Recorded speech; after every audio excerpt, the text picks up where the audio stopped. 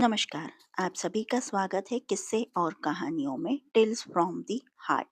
आज हम शिव पुराण का शिव का रौद्र रूप वीरभद्र अवतार के बारे में वर्णन करेंगे। और आपको ये वर्णन पसंद आए तो please like share and subscribe करें और कमेंट बॉक्स में हर हर महादेव लिखें। और आने वाली कहानी सुनने के लिए प्लीज़ प्रेस बेल आइकन। चलिए शुरू करते हैं। शिव का रौद्र रूप है वीरभद्र। यह अवतार तब हुआ था जब ब्रह्मा के पुत्र दक्ष ने यज्ञ का आयोजन किया, लेकिन भगवान शिव को उसमें नहीं बुलाया। जबकि दक्ष की पुत्री सती का विवाह शिव से हुआ था। यज्ञ की बात ज्ञात होने पर सती ने भी वहां चलने को कहा, लेकिन शिव ने बिना आमंत्रण के जाने से मना कर दिया। फिर भी सती जिद कर अकेली ही वहां चली गई।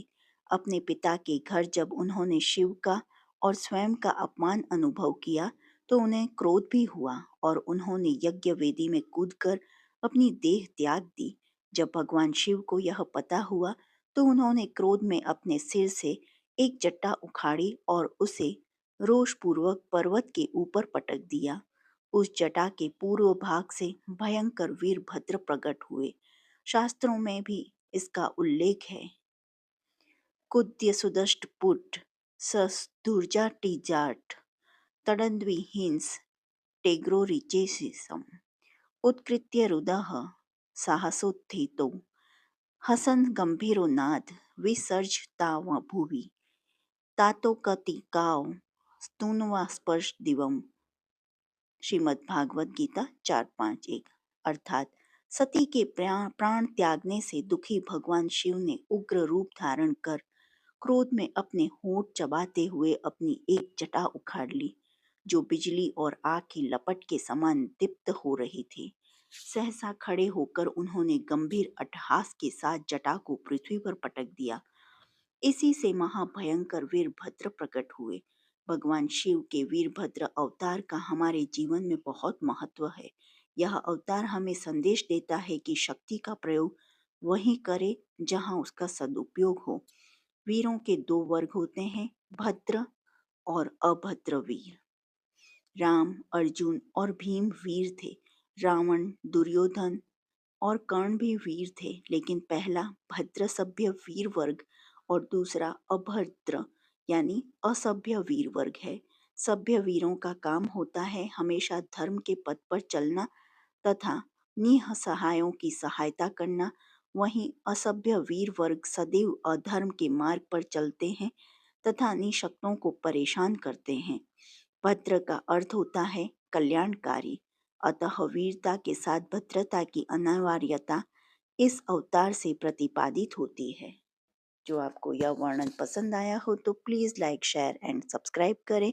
देखने के लिए धन्यवाद। जय हिंद, जय भारत। ऐसे हुई 51 शक्तिपीठों की स्थापना।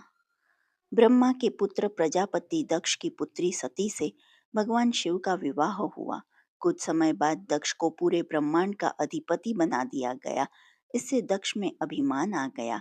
वह अपने आप को सर्वश्रेष्ठ समझने लगा। एक यज्ञ में भगवान शिव द्वारा खुद को प्रणाम न करने पर दक्ष ने उन्हें अनेक अपशब्द कहे। दक्ष ने शिव को शाप दिया कि उन्हें देव यज्ञ में उनका हिस्सा नहीं मिलेगा। यह सुनकर नंदी ने भी दक्ष को शाप दिया कि जिस मुंह से वह शिव निंदा कर रहा है वह बकरे का हो जाएगा। कुछ समय बाद दक्ष ने एक भव्य यज्ञ का आयोजन किया। उसमें सभी देवी देवताओं को बुलाया गया, पर अभिमानी दक्ष ने शिव को उस यज्ञ से बहिष्कृत कर दिया। किसी तरह सती को यह पता चला तो उन्होंने शिव से यह उस आज्ञा से उस यज्ञ में जाने की अनुमति मांगी। पहले तो शिव ने उन्हें समझाया, पर जब वे नहीं मानी तो उन्हें सती को वहां जाने की अनुमति दे दी। सती अपने पिता के घर पहुंची तो दक्ष ने उनसे आंखें फेर ली। सती यज्ञ में शिव का भाग न देखकर रुष्ट हो गई और सभी को बुरा भला कहने लगी। यह सुनकर दक्ष ने भी शिव निंदा प्रारंभ कर दी। यह सुनकर सती को बड़ा दुख हुआ और उन्होंने योगाग्नि से अपने शरीर को भस्म कर दिया। यह देखकर शिव के गणों ने दक्ष यज्ञ पर हमला कर दिया और देवताओं ने उन्हें वहां से भगा दिया। वे शिव के पास गए और सारी घटना सुना दी। यह सुनकर शिव को बड़ा क्रोध आया। उन्होंने अपनी एक जटा को उखाड़कर जमीन पर मारा, जिससे वीरभद्र और महाकाली प्रकट हुए। शिव ने उन दोनों को दक्ष का यज्ञ विध्वंस करने की आज्ञा दी। उन्होंने पल भर में ही दक्ष का यज्ञ विध्वंस कर डाला और वीरभद्र ने दक्ष का सिर काट कर उसे यज्ञ के कुंड में फेंक दिया। यह देखकर देवताओं में हड़कंप मच गया और उन्होंने शिव स्तुति प्रारंभ कर दी। उनकी स्तुति उन्होंने सभी को जीवन दान दे दिया और दक्ष के शरीर पर बकरे का सिर लगाकर उसे भी जीवित कर दिया। बाद में शिव की अनुमति से दक्ष ने अपना यज्ञ पूरा किया। अपनी प्रिय पत्नी के शव को लेकर शिव पूरे ब्रह्मांड में घूमने लगे।